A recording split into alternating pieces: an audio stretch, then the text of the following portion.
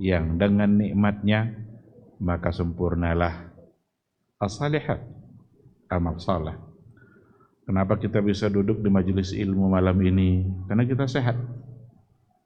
Kalau seandainya sakit, barangkali ada orang yang terbaring di rumah sakit, niatnya untuk hadir tapi tidak bisa. Kenapa kita bisa sholat secara sempurna, berdiri tegak? Karena memang Allah yang masih memudahkan kita untuk beribadah. Oleh karena itu bersyukurlah dan jadilah hamba yang syakirin, yang mudah-mudahan selalu dilimpahi oleh karunia dan rahmat Allah Subhanahu wa ta'ala. Sama-sama kita juga harus bersalawat dan salam untuk Rasul kita yang mulia Nabi Muhammad sallallahu alaihi wasallam. Allahumma salli ala Muhammad wa ala ali Muhammad. Mudah-mudahan beliaulah yang selalu kita tauladani.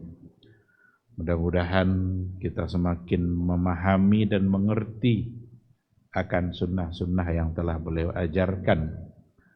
Tidak hanya sekedar menjadi ilmu dan wawasan saja, apalagi kalau hanya sekedar untuk diperdebatkan. Apa yang kita pahami itu tidak boleh hanya sebatas ilmu yang diketahui, tapi bagaimana ilmu itu harus kita amalkan. Bagaimana ilmu itu harus melahirkan khasyah, harus melahirkan rasa takut kita kepada Allah. Tidak ada artinya sebuah ilmu kalau tidak membuat kita semakin takut kepada Allah Subhanahu wa ta'ala. Maka dalam Al-Quran dikatakan, innama yakhshallaha min ibadihi al-ulama. Sesungguhnya yang bisa akan takut kepada Allah itu hanyalah al-ulama. Al-ulama maksudnya adalah orang-orang yang berilmu, orang-orang yang mengerti dia kebesaran Allah, mengerti dia dengan kekuatan dan keagungan Allah, maka mereka lah yang akan bisa takut kepada Allah Subhanahu wa ta'ala. Oleh karena itu, ikhwati fillah, ilmu harus melahirkan khasyah, harus selalu membuat kita semakin takut kepada Allah dan semakin ingin mendekat kepadanya. Mudah-mudahan di hari mahsyar kita bisa mendapatkan syafaat dari beliau, dari Rasulullah sallallahu alaihi wasallam atas izin Allah Subhanahu wa ta'ala. Amin amin ya rabbal alamin. Ikhwati fillah, ma'asyiral hadirin wal hadirat rahimani Allah wa iyyakum.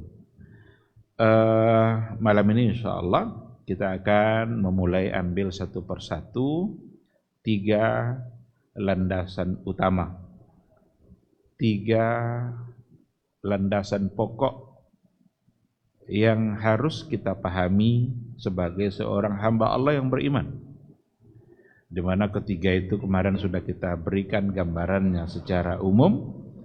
Yang pertama adalah ma'rifatul Rabbi atau ma'rifatullah, mengenal Allah. Yang kedua adalah ma'rifatul Islam, mengenal Islam. Dan yang ketiga adalah ma'rifatu an-Nabi Muhammadin sallallahu alaihi wasallam, mengenal Nabi. Inilah 3 landasan utama dalam beragama.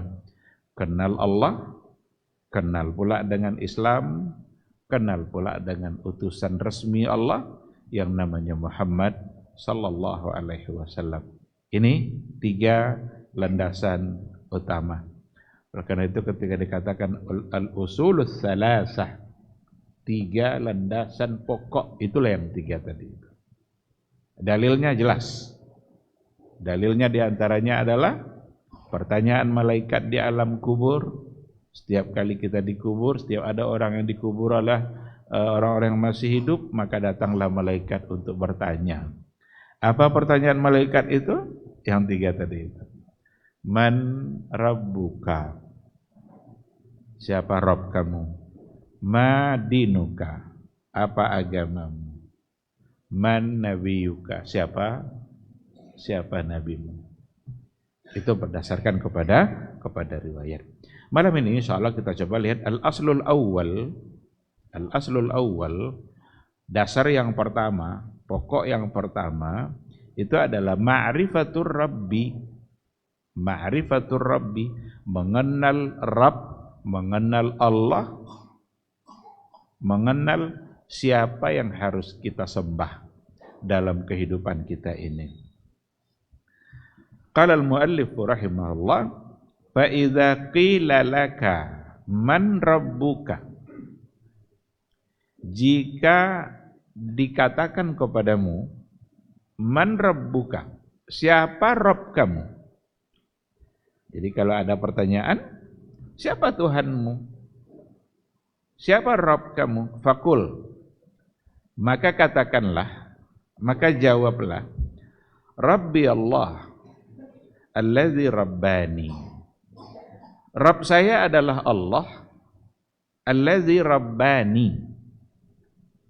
Kata rabbani dalam artian yang luas, karena hubungannya adalah dengan rububiyah, maka kita bisa mengartikannya allazi rabbani itu yang telah menciptakan saya dan juga yang telah mengatur rezeki saya, yang telah mengatur seluruh kehidupan saya. Itu masuk dalam kata Rabba. Terkadang kata Rabba yurabbi tarbiyah. Tarbiyah itu sering diartikan mendidik. Tapi mendidik dalam artian luas tidak hanya mengajar, memberikan semua yang kita perlukan dan yang kita butuhkan. Jadi salah satu dari contoh makna tarbiyah itu, kalau seandainya ada seorang petani, tukang kebun, dia ingin menanam buah-buahan di kebunnya. Umpamanya dia ingin menanam jeruk, maka ditanamnya lah bibitnya, disiramnya, tumbuh nanti, dipeliharanya, dibersihkannya, dipupuknya sampai berbuah. Itu semua bagian dari tarbiyah. Kalau mau dipahami makna tarbiyah. Ketika ada doa kita untuk orang tua kita, Allahumma ghfirli dzunubi wali walidayya warhamhuma kama rabbayani saghira. Kama rabbayani saghira. Sebagaimana dia berdua telah mendidik saya dari waktu kecil, sedari kecil. Apa makna tarbiyah di sini? Sebagai seorang ibu, dia yang melahirkan, dia menyusui, disiapkannya kebutuhan-kebutuhannya. Sebagai seorang ayah, dia yang mencari nafkah yang diperlukan oleh bayinya tadi itu. Kalau dia mau susu, dibelikannya susu pakai nafkah yang dicarikan oleh ayah. Itu semua bagian dari tarbiyah. Jadi jangan dikira nanti tarbiyah itu hanya dalam bentuk mendidik. Mendidik ada di antara ayah yang kadang tidak pernah mendidik anaknya, karena ayahnya pun tidak paham agama. Tapi apakah lepas makna tarbiyah dari dia? Tidak. Salah satu dari maknanya ya mendidik. Tetapi makna luasnya, apalagi kalau dihubungkan sama Allah, Rabbi Allahu allazi rabbani. Rabb saya adalah Allah yang telah rabbani. Maka di sini diberikan penjelasan makna rabbani itu khaliqi wa raziqi wa mudabbiri amri. Dialah yang menciptakan saya, dia yang memberi saya rezeki, dia yang mengatur kehidupan. Bahkan di sini dikatakan wa rabba jami'al alamina bi ni'amihi. Wa rabba jami'al alamin, dan yang telah rabba jami'al alamin, telah menciptakan, telah menentukan rezekinya, telah menumbuh kembangkan bi ni'amihi, dengan nikmat-nikmatnya, yang telah menciptakannya dan memberikan, menumbuhkannya, mengembangkannya dengan nikmat-nikmatnya. Coba kita bayangkan, ketika kita dalam perut ibu kita belum menjadi manusia seutuhnya yang lahir di muka bumi ini. Kita baru berada pada alam yang pertama. Karena setiap manusia itu mengalami 4 alam. Setiap kali dia pindah ke alam baru, tidak akan pernah kembali ke alam yang sebelumnya. Maka alam yang pertama adalah rahim. Alam rahim. Dalam perut ibu. Ini alam yang pertama. Ketika kita berada dalam rahim ibu kita sudah punya rezeki. Apakah kita hidup dengan rezeki Allah? Jawabannya iya. Di situ sudah ada tarbiyah Allah. Di situ sudah ada ketentuan-ketentuan Allah yang berlaku dalam kehidupan kita. Dikarenakan oleh Allah yang menentukan rezeki dalam hidup kita, maka rezeki Allah lah yang kita makan sedari kita berawal dari semula kita berada di dalam rahim ibu kita.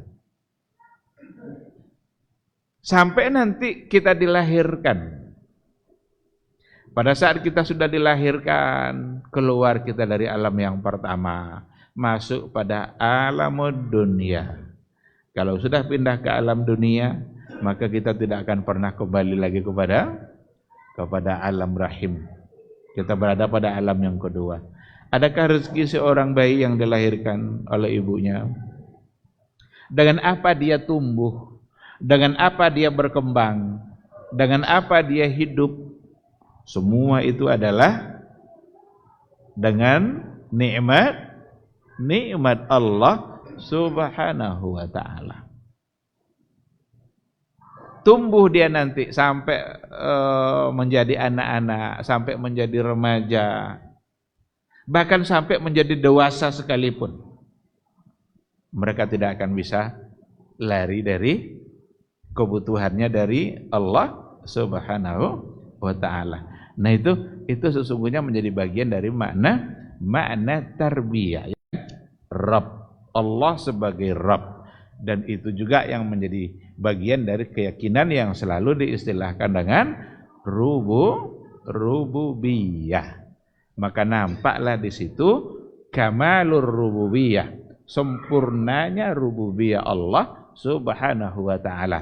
Dan yang saya contohkan tadi itu berlaku pada semua makhluk. Berlaku pada semua makhluk. Hewan, ikan umpamanya. Bagaimana tumbuh kembangnya ikan? Ada nanti induknya yang bertelur. Induknya yang bertelur. Lalu telur nanti berubah menjadi anaknya. Tumbuh kembang sampai ikan itu besar. Adakah rezekinya? Siapa yang menentukan itu semua? Allah Subhanahu wa ta'ala. Berlakukah itu pada tumbuh-tumbuhan? Berlaku. Apakah tumbuhan itu tiba-tiba besar? Enggak. Dia pasti berawal dari kecil. Berawal dari tidak ada lalu menjadi ada. Itu yang namanya khalaqa itu. Jadi khalaqa itu maknanya adalah dari tidak ada menjadi ada, dan hanya Allah yang bisa untuk melakukan itu.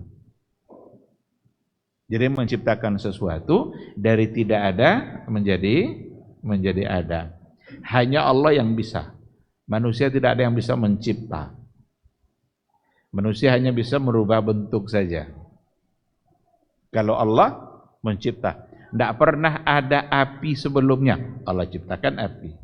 Tidak pernah ada air sebelumnya, Allah ciptakan air.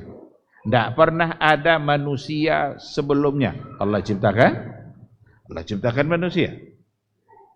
Tidak pernah ada bumi dan gunung sebelumnya, Allah ciptakan. Kata cipta itu semuanya adalah minal adami ilal wujud. Dari tidak ada lalu menjadi ada. Manusia sekali lagi tidak ada yang bisa mencipta.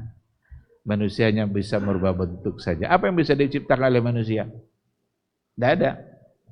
Ini masjid ini bukan diciptakan, dirangkai, digabung-gabungkan apa yang sudah ada. Kerikil, semen, pasir, aduk-aduk jadi dinding. Kira-kira kalau tidak ada kerikil bisa? Apakah petani bisa menciptakan pohon? Tidak.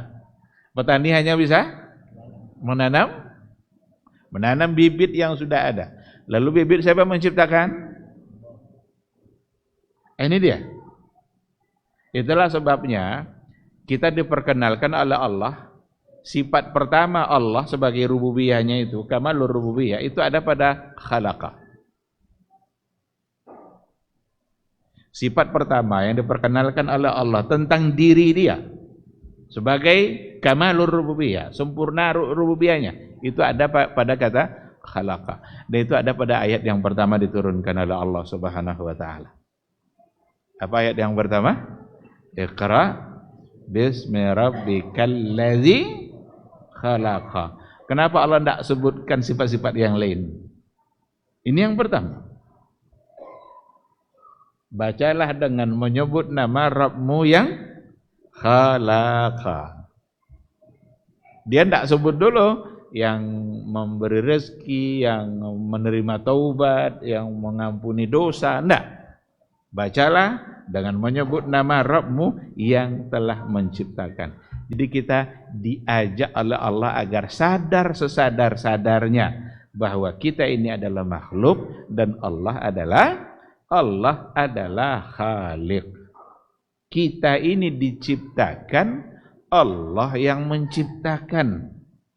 Kalau ini sudah kita sadari, maka biasanya yang diciptakan mesti tunduk kepada yang menciptakannya. Tunduk dengan aturan-aturannya, karena memang dia yang menciptakan. Tidak boleh kita ikuti aturan yang bukan menciptakan kita. Dan itu berlaku juga dalam kehidupan keseharian kita. Kalau ada satu perusahaan membuat radio umpamanya, operasionalnya untuk mengoperasikan radio itu, mana tombolnya, mana yang bagian ini bagian itu adalah tunduk kepada aturan yang telah diatur oleh perusahaan itu. Tidak bisa kita pakai yang lain. Yang lain nanti bisa tidak cocok. Itu logika secara sederhana. Nah, oleh karena itu diperkenalkan oleh Allah dia sebagai Khalik agar kita menyadari bahwa kita ini adalah makhluk. Kita ini lemah, dia yang kuat. Kita ini miskin, dia yang kaya. Kita ini hina, dia yang mulia. Kita ini serba kekurangan, dia serba kelebihan. Semua bentuk kelebihan ada pada Allah Subhanahu wa taala. Itu sebenarnya yang ingin dikatakan. Nah, oleh karena itu ini pun mengarah penjelasannya ke situ. Jika ditanya, "Man rabbuka?" Siapa Rabb kamu? Ingat, Rabb kita adalah yang menciptakan kita. Ketika diajak untuk menyembah Allah, Allah yang mana? Allah yang menciptakan kamu. Kan itu ayatnya. Ya ayyuhan nas, u'budu rabbakum. Wahai sekalian manusia, sembahlah Rabb kalian allazi khalaqakum, yang telah menciptakan kalian. Dan bahkan bukan menciptakan kalian saja, juga menciptakan orang-orang yang min qablikum, sebelum kalian. Jadi diajak kita untuk menyembahnya dan diingatkan kenapa kita harus menyembah dia. Karena memang dia yang telah menciptakan kita. Karena dia yang telah menciptakan kita, dia pula lah yang telah mengatur dan menjamin rezeki kita. Dia pula yang telah memberikan kita kehidupan dan segala bentuk kebutuhan dalam kehidupan kita. Semua bentuk perbuatan rububiyah itu masuk dalam kata Rabbah. Fakul, maka katakan, Rabbi Allahul ladzi rabbani. Rabb saya adalah Allah yang telah menciptakan, memberi rezeki, mengatur kehidupan saya, bahkan menciptakan jami'al alamin, semua alamin. Apa makna alamin di sini? Yang ada dalam kehidupan kita ini Kalau dia bukan Allah, berarti dia adalah alamin. Alam semesta. Sekalian alam. Jadi yang ada antara khaliq makhluk. Dia kalau bukan khaliq berarti dia makhluk. Nah, oleh karena itu, allazi yang juga rabba jami'al alamin, yang telah mengatur kehidupan semua alam ini bini'amihi, dengan nikmat-nikmatnya. Tidak ada orang yang bisa lepas dari nikmat Allah Subhanahu wa ta'ala. Kalaulah seandainya Allah hentikan nikmat itu, selesai sudah. Kita bisa bernapas, itu karena nikmat Allah. Kita bisa makan itu karena nikmat Allah. Bukan apa yang kita makan, ada selera makan itu nikmat. Karena ada orang banyak yang mau dimakan tapi selera makan sudah, yang mau dimakan itu banyak, selera tidak ada. Atau barangkali takut untuk memakannya.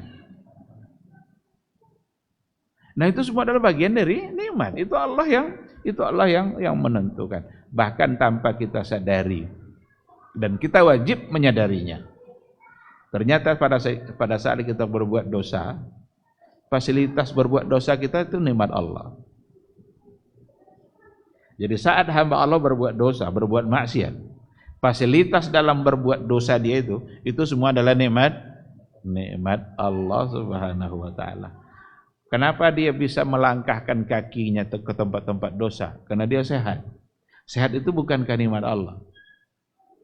Sampai ke tempat dosa itu nanti bayar pula masuknya. Kenapa dia bisa bayar? Karena ada siapa yang memberikan itu? Bukankah itu nikmat Allah? Nah, oleh karena itu sangat tidak wajar kalau seandainya nikmat Allah kita gunakan justru untuk berbuat dosa. Sangat tidak wajar. Walaupun ada sindirannya dalam hadis qudsi.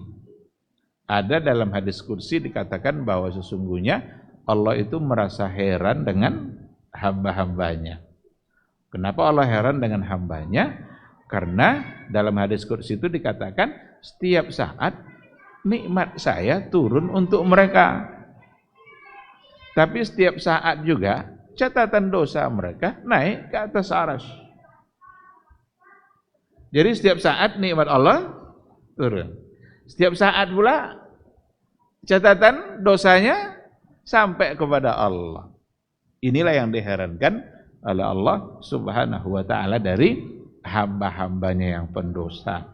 Nah, oleh karena itu dengan meyakini ini semua, ini sesungguhnya mengajak kita, kalau seandainya kita sudah mengerti bahwa Dia adalah Rabb kita yang telah menciptakan, yang telah memberikan rezeki, yang telah mengatur, maka datang pada poin yang berikutnya, wa huwa ma'budi, wa huwa ma'budi, Dia jugalah Allah yang saya sembah. Karena Dia yang telah memberikan kehidupan, maka Dia yang pantas untuk kita sembah. Karena Dia yang memberikan semua yang kita butuhkan, masa kita mencari sesembahan yang lain selain daripada Dia? Huwa ma'budi, laisa li ma'budun siwahu. Saya tidak punya sesembahan selain daripada Dia, selain daripada Allah. Hanya Allah saja yang saya sembah. Nah, oleh karena itu di sini ketika diawali dengan kata Rabbi Allah, Rabb saya adalah Allah, dan dipahami Rabb itu dari sisi rububiyah, menciptakan, mengatur rezeki, semua kebutuhan alam ini Dia yang mengatur. Nah, konsekuensi dari beriman kepada rububiyah adalah beriman kepada uluhiyah. Kita kalau seandainya sudah yakin betul bahwa Dia yang menciptakan kita, sangat tidak pantas kalau seandainya kita memilih sesembahan lain selain daripada Dia yang telah menciptakan kita. Itu namanya orang yang tidak berterima kasih. Sesama manusia saja itu bisa dicela. Sesama manusia saja bisa dicela.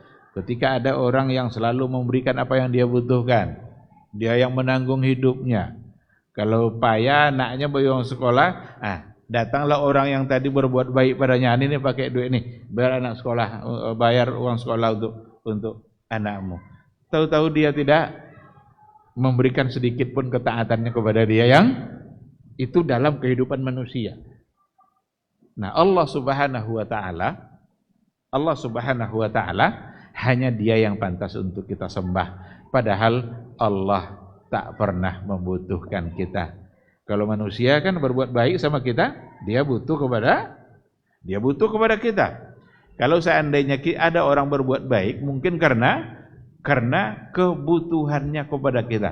Sementara Allah pada saat Dia memberikan kebaikan itu untuk kita, tidak ada satupun kebutuhan Allah kepada makhluknya, karena Dia adalah Khaliq. Oleh karena itu, Rabb saya adalah Allah yang telah menciptakan saya, menciptakan semua alamin, semua alam ini. Tidak ada yang di luar ciptaan Allah, tidak ada yang bukan Allah yang menciptakan. Dan Allah menumbuh kembangkannya dengan nikmat-nikmatnya. Wa huwa ma'budi, Dia jugalah yang saya sembah. Laisa li ma'budun siwa, tidak ada yang saya sembah selain daripada Allah Subhanahu wa ta'ala. Nah, jadi kalau ditanya siapa Rabb kamu, itulah jawabannya. Rabb saya adalah Allah yang telah menciptakan, dan sekaligus Dia jugalah yang saya sembah. Wa dalilu, dalilnya adalah qauluhu ta'ala. Dalilnya adalah perkataan Allah Subhanahu wa taala, alhamdulillahi rabbil alamin. Jadi apa dalilnya kalau Rabb kita adalah Allah? Apa pula dalilnya kalau seandainya yang kita sembah itu hanyalah Allah?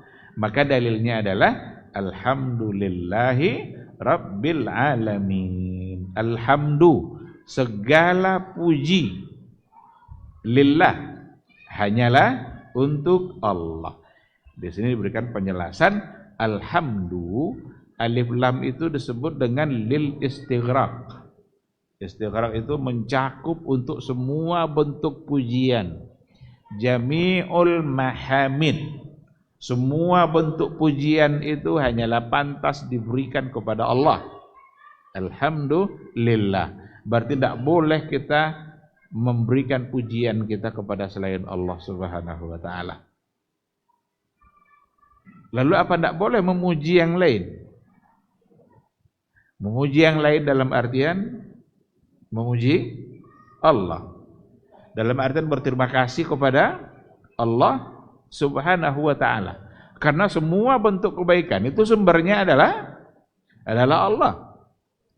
Seandainya kita dalam keadaan sulit, kita sendiri, tidak ada orang yang kita kenal, mungkin kendaraan bocor dan lain sebagainya, tiba-tiba ada orang yang datang menghampiri kita. Ada apa Pak? Saya tengok kok kayak menghadapi satu masalah ini. Iya, saya dalam keadaan sulit. Ada kondisi yang sedang dia hadapi. Katakanlah kendaraan rusak dan lain sebagainya. Lalu orang tadi membantu dan melepaskan kesulitan seseorang yang tadi itu. Sekarang, apakah kita akan memuji orang yang menolong tadi atau memuji Allah? Yang kita puji orang yang membantu kita tadi atau Allah? Yang kita puji adalah Allah yang telah mengatur orang itu sampai ke kita. Karena kalau tidak Allah yang mengaturnya, yang tadi itu tidak akan sampai ke kita. Maka alhamdulillah, segala puji bagi Allah. Terima kasih kamu telah membantu saya. Tapi diawali dengan memuji Allah Subhanahu wa taala. Itu maksudnya. Kalau seandainya kita nampak oleh kita ada anak kecil, bayi, lagi lucu-lucunya, putih, dan lain sebagainya. Sekarang apa kita akan memuji orang tuanya? Bang, hebat orang tua kamu ya, kamu bisa lahir seperti ini. Gitu? Enggak. Yang dipuji adalah Allah.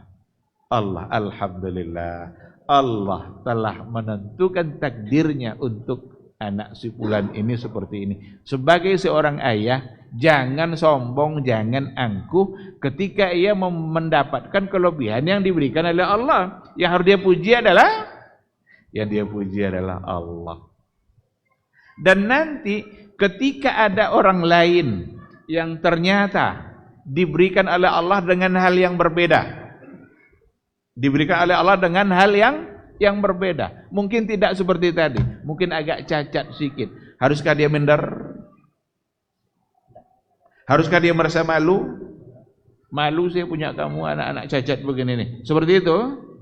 Enggak, karena Allah yang sedang menguji dia. Mungkin ada kebaikan yang ingin diberikan oleh Allah melalui cara yang seperti tadi. Nah, disinilah pentingnya kita harus selalu memuji Allah Subhanahu wa ta'ala. Masuk waktu, kita akan jawab dulu suara azan insyaallah.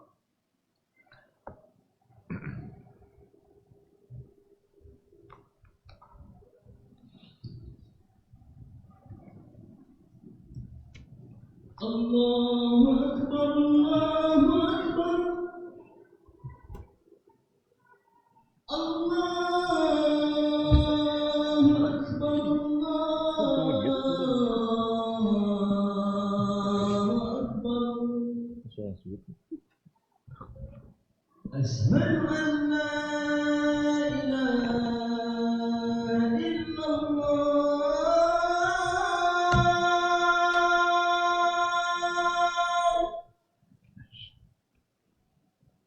Asyhadu an la ilaha illallah.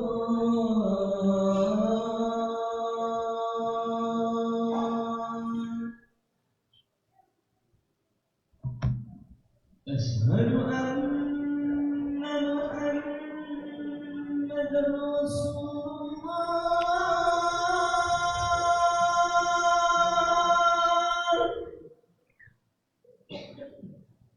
Asyhadu anna Muhammadar Rasulullah.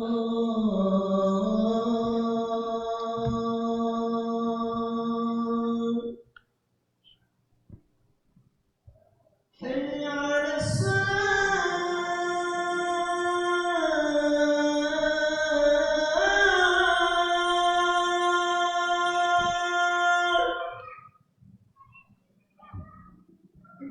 Hayya 'alas salat.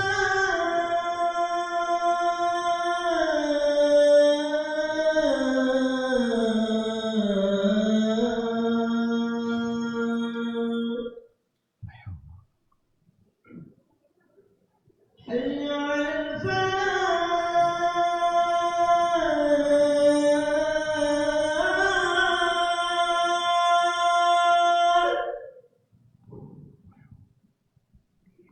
Hayya 'alal falah.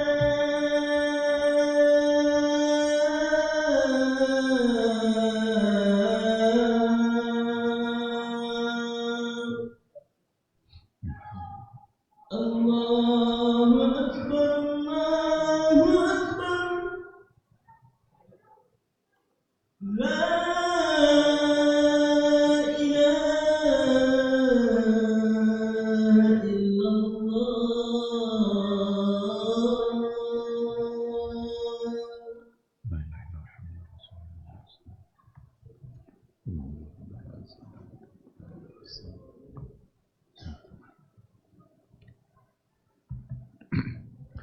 Bismillahirrahmanirrahim. Alhamdulillah. Wassalatu wassalamu ala Rasulillah wa ala alihi wa sahbihi wa mawala. Ikhwati fillah, ma'asyiral hadirin wal hadirat rahimani Allahu wa iyyakum. Jadi bukti al-aslul awwal, pondasi pertama bahwa kita harus mengenal Allah dan siapa Rabb kita, dalilnya adalah Salah satunya firman Allah, Alhamdulillahi Rabbil Alamin. Segala puji hanyalah milik Allah. Segala puji, jami' al-mahamid. Maka tidak ada yang pantas untuk dipuji selain daripada Allah Subhanahu wa ta'ala. Apapun kebaikan yang ada pada diri kita, yang harus kita puji adalah Allah, karena sumber dari kebaikan itu adalah Allah. Contohnya tentu akan sangat banyak sekali. Boleh saja kita berterima kasih untuk orang yang berbuat baik sama kita.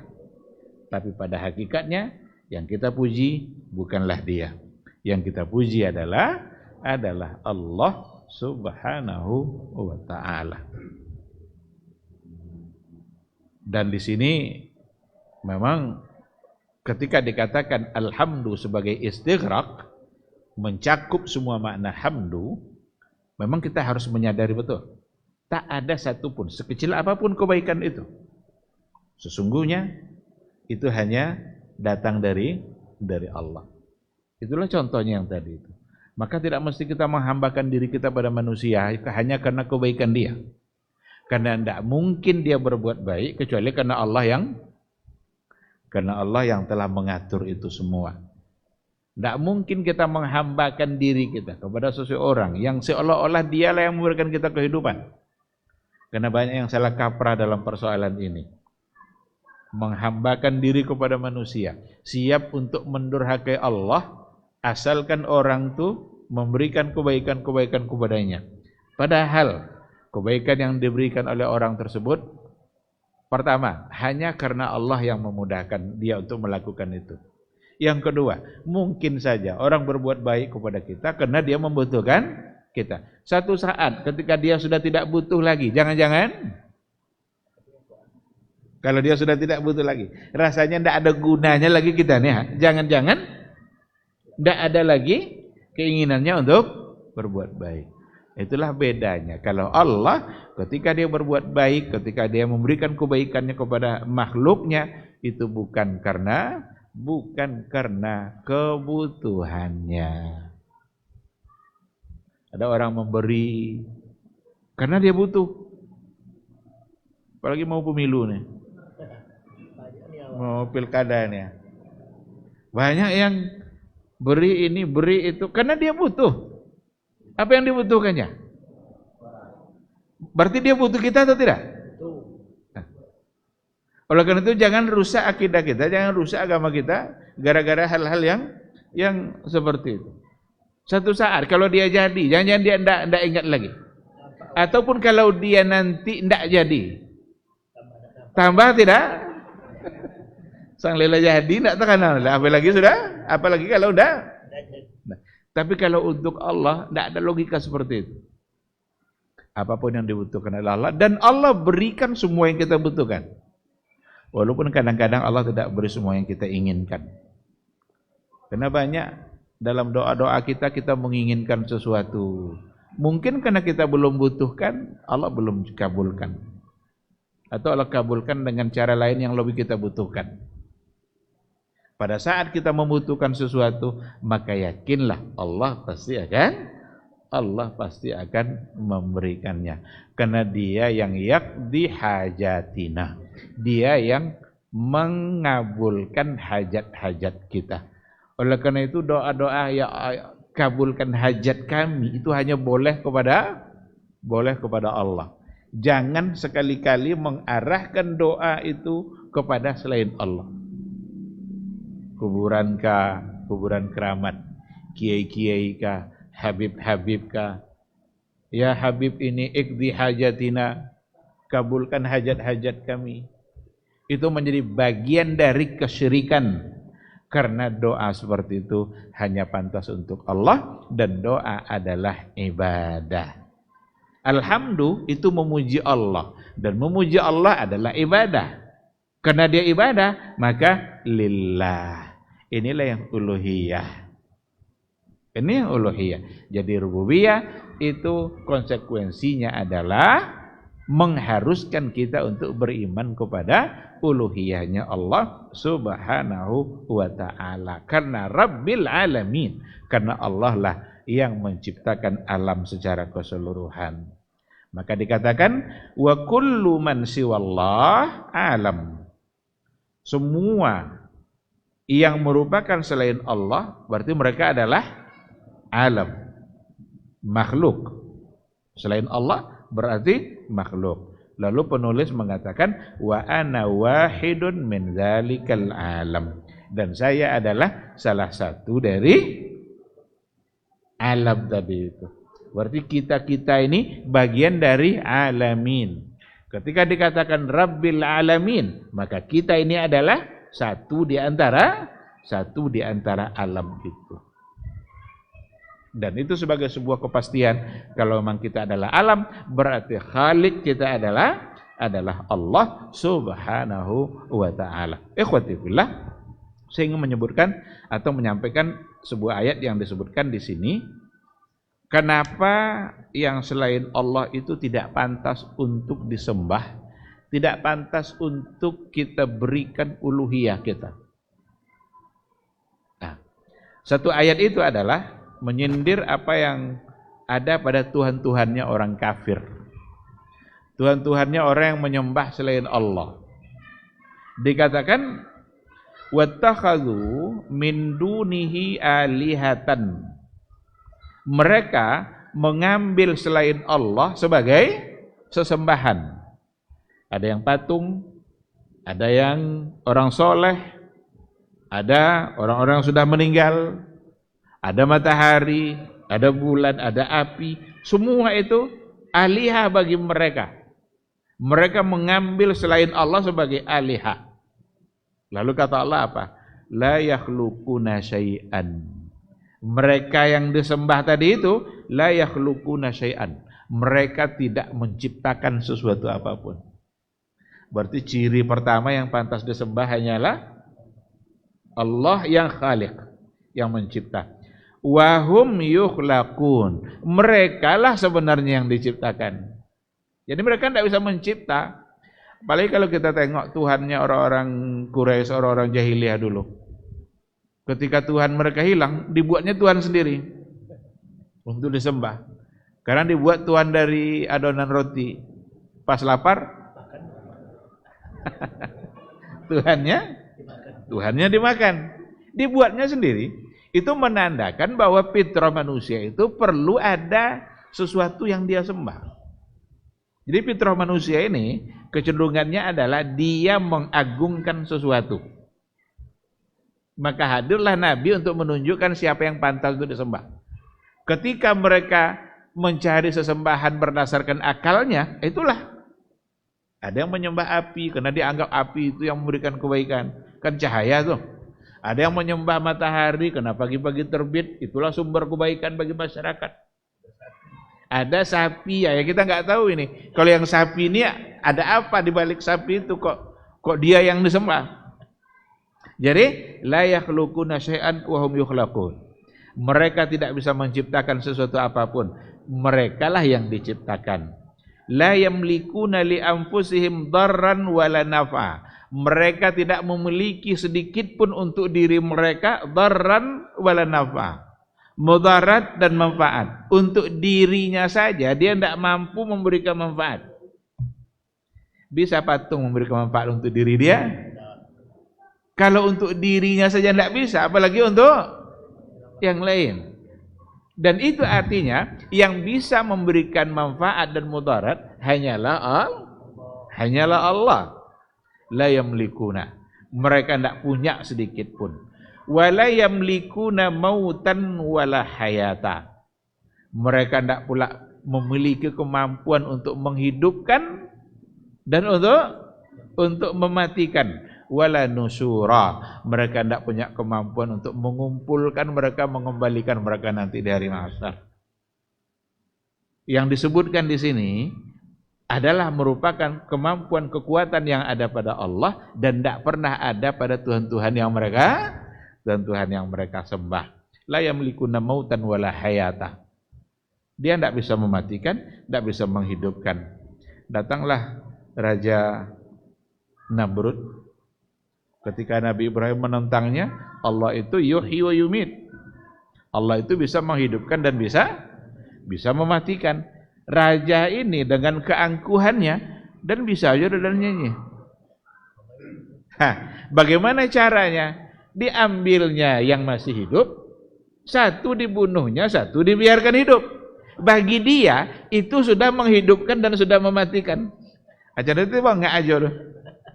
Dikiranya itu dia menghidupkan, padahal kehidupan sudah diberikan oleh Allah.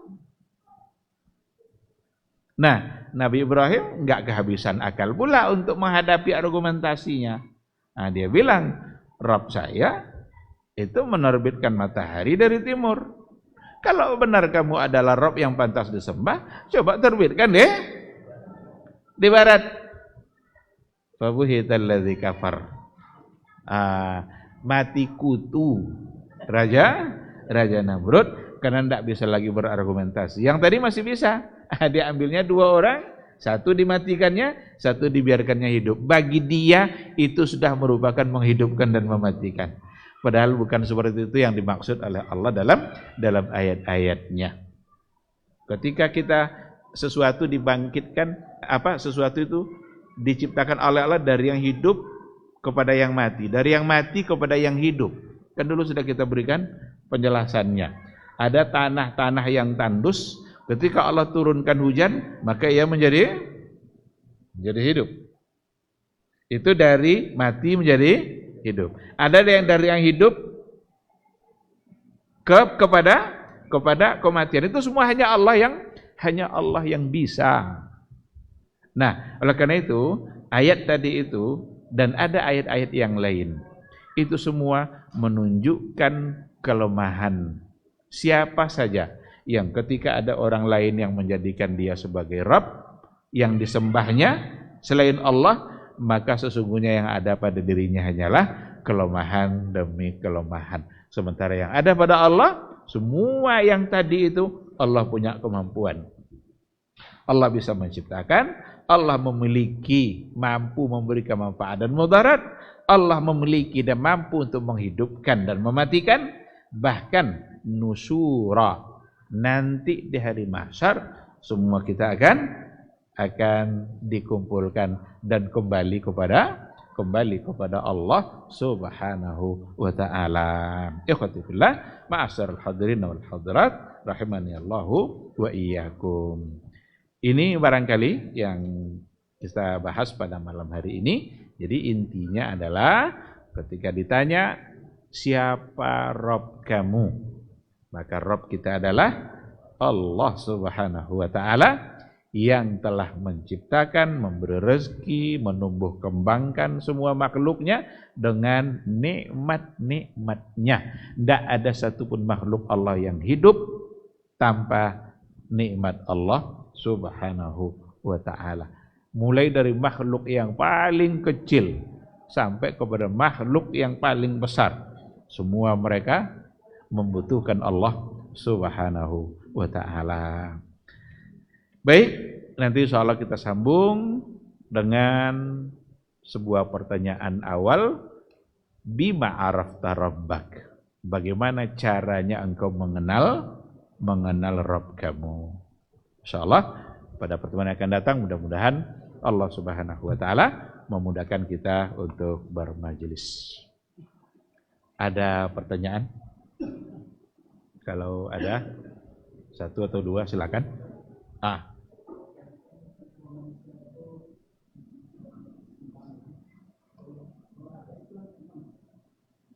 Fitrah manusia itu selalu membutuhkan dan mencari-cari siapa yang dia agungkan dan dia sembah. Itu pasti itu. Ateis itu orang-orang yang melawan fitrahnya sendiri. Dia sok-sok tidak butuh kepada yang dia sembah. Padahal sesungguhnya dia ingin mengagungkan dirinya sendiri. Oleh karena itu mungkin saja kita menemukan sulit kita menemukan satu bentuk peradaban yang di situ tidak ada tempat ibadahnya. Sulit untuk menemukan. Sebuah peradaban dunia yang di situ tidak ada tempat ibadahnya. Coba cari nanti. Berbagai macam bentuk peradaban. Ada tempat-tempat di mana mereka menyembah, mengagungkan. Walaupun kadang-kadang ada kota yang tidak ada pagarnya, bisa saja. Atau ada satu komunitas, satu peradaban yang mereka tidak memiliki hal-hal yang berhubungan dengan soal dunianya. Mungkin kita temukan. Tapi sulit menemukan satu peradaban yang di situ tidak ada tempat di mana mereka mengagungkan sesembahannya. Maka mereka punya sembahan yang berbeda-beda. Seperti yang kita katakan tadi itu. Orang jahiliyah yang mereka sembah adalah patung. Bahkan itulah, saking butuhnya mereka kepada sesembahan itu, saking membutuhkan kepada sesembahan, ketika sesembahannya tidak ada, dibuat sendiri supaya ada yang disembah. Itu menunjukkan bahwa fitrah memang membutuhkan itu. Nah, kalau diserahkan kepada akal untuk menentukan siapa yang pantas disembah, itulah yang terjadi. Masing-masing mereka mengagungkan sesuai dengan yang dianggap pantas oleh akalnya. Dan biasanya yang disembah itu adalah yang memiliki kelebihan. Biasanya yang disembah adalah yang memiliki kelebihan. Coba, Dewa Wisnu, Dewa apa lagi itu? Kenapa itu yang mereka sembah? Karena dianggap itulah yang menjadi sumber mendatangkan sesuatu. Ada yang mendatangkan kebaikan, ini pula dewanya. Ada yang mendatangkan keburukan, ini pula dewanya. Jadi mereka akan mencari sesuatu yang punya kelebihan untuk disembah. Kenapa orang-orang jahiliyah dulu sembah patung? Karena itu orang-orang soleh. Itu orang-orang yang dekat dengan Allah. Mereka lah yang pantas untuk disembah. Karena dekatnya dengan Allah itu. Pada masa Nabi Nuh juga ada 5 patung itu semua adalah patung orang-orang soleh. Dianggap mereka itu orang yang paling dekat dengan Allah dan bisa mendekatkan diri kepada Allah Subhanahu wa taala.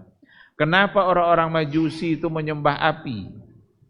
Karena dianggap apilah sebagai sumber kebaikan. Nah, itu akibatnya kalau diserahkan kepada akal. Maka datanglah Nabi untuk membimbing bahwa yang pantas kalian sembah adalah Dia yang telah menciptakan kalian dan Dia yang menjadi sumber kehidupan bagi semua makhluk. Maka Dialah yang pantas. Oleh karena itu, siapa Allah itu tidak bisa oleh akal. Kalau bisa oleh akal, maka Sokrates, Aristoteles itu akan jadi tahu dia dan siapa Robnya. Kan orang cerdas tuh. Itu orang-orang ilmuwan semua itu. Tapi akal mereka tidak mampu membimbing mereka untuk menentukan siapa Tuhan yang pantas mereka sembah. Nah, disinilah pentingnya hadirnya Nabi Muhammad SAW untuk memberitahukan bahwa yang pantas kalian sembah hanyalah Allah yang telah menciptakan kalian. Dan itu hanya bisa diyakini berdasarkan kepada nas-nas yang ada, dalil-dalil yang ada. Nah, jadi sekira seperti itu. Wallahu subhanahu wa ta'ala alam. Ateis sendiri mereka sedang melawan fitrahnya.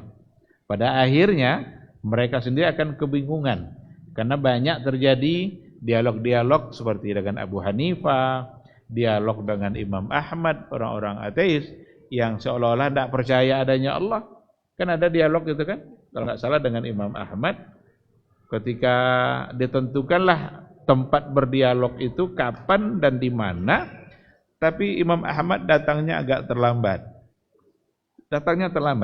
Orang sudah berkumpul, sementara ateis sudah datang lebih duluan dan dia mengira, ini Imam Ahmad ini takut nih.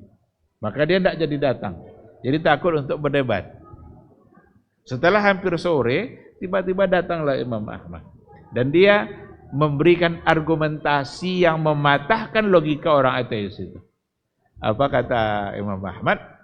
Mohon maaf, saya datang terlambat karena saya tadi tidak mendapatkan sampan atau kapal untuk menyeberang. Karena dia tinggal di sebelah laut sana. Saya tunggu, lalu saya tidak menemukan.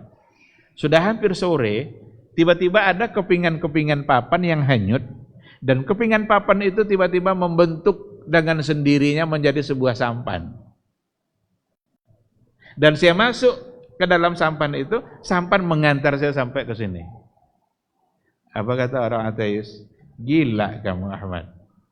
Masa sampan tiba-tiba jadi begitu saja? Tidak ada yang menciptakan? Bohong kamu katanya. Apa kata Imam Ahmad? Selesai sudah dialog dah. Kalau memang kamu tidak bisa percaya bahwa sampan sekecil itu bisa terjadi dengan sendirinya, tanpa ada yang menciptakannya, yang membuatnya. Yakinkah kamu alam sebagian besar tidak ada yang menciptakan? Yakinkah kamu bintang-bintang yang di langit sana teratur tanpa ada yang mengatur? Itu tujuan dia untuk memberikan perumpamaan yang tadi itu. Kan berapalah besarnya sebuah sampan, atau anggap aja lah kapal-kapal kecil.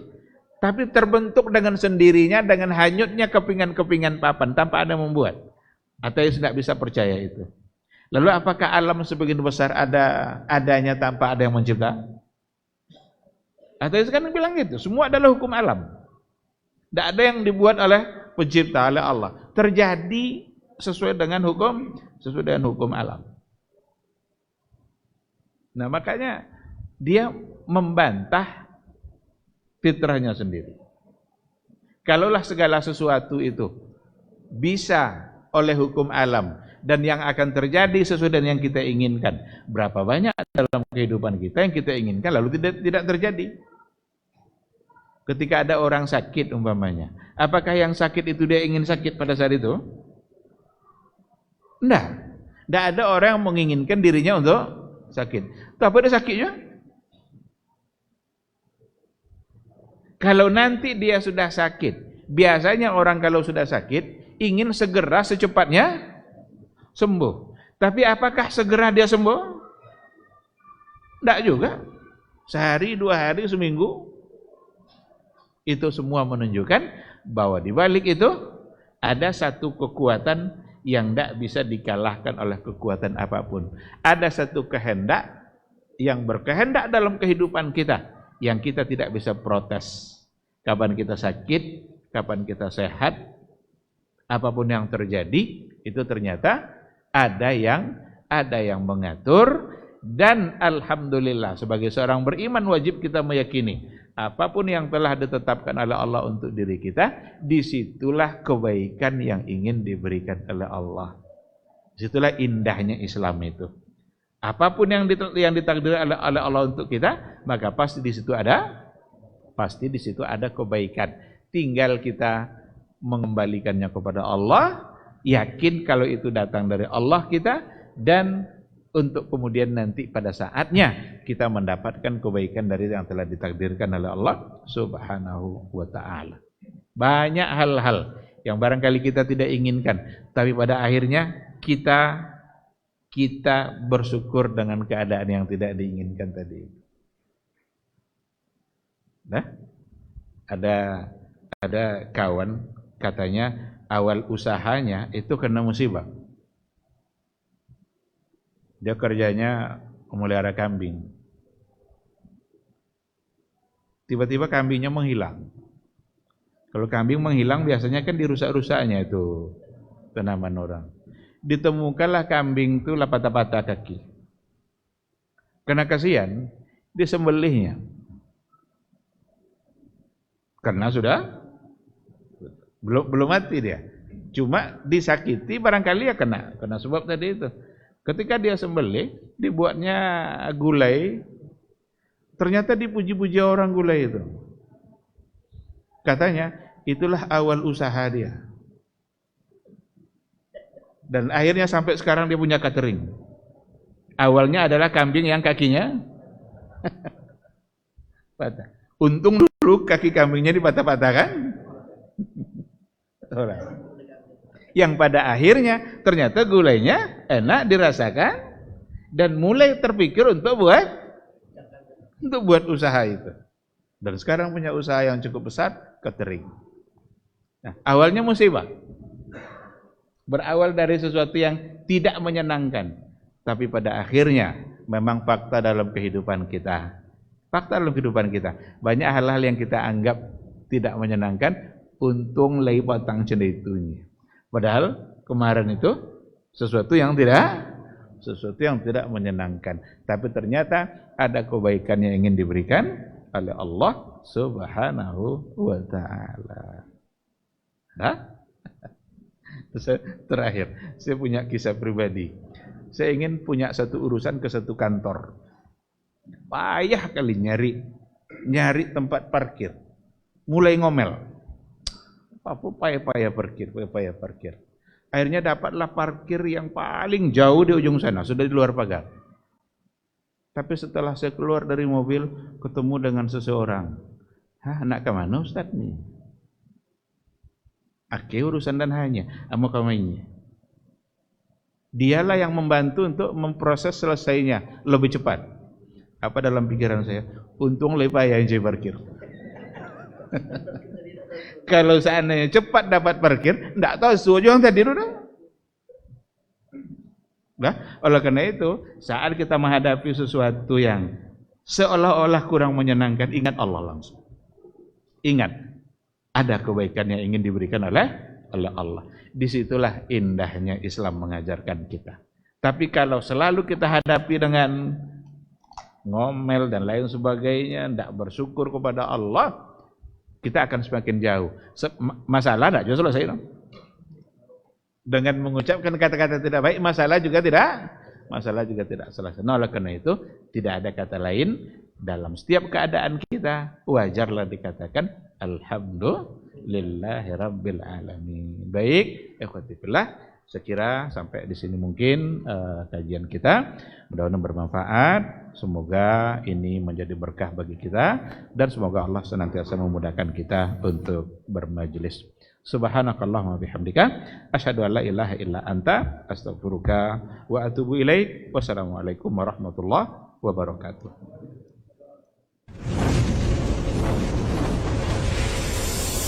Baba TV Sunnah, belajar agama baru alim.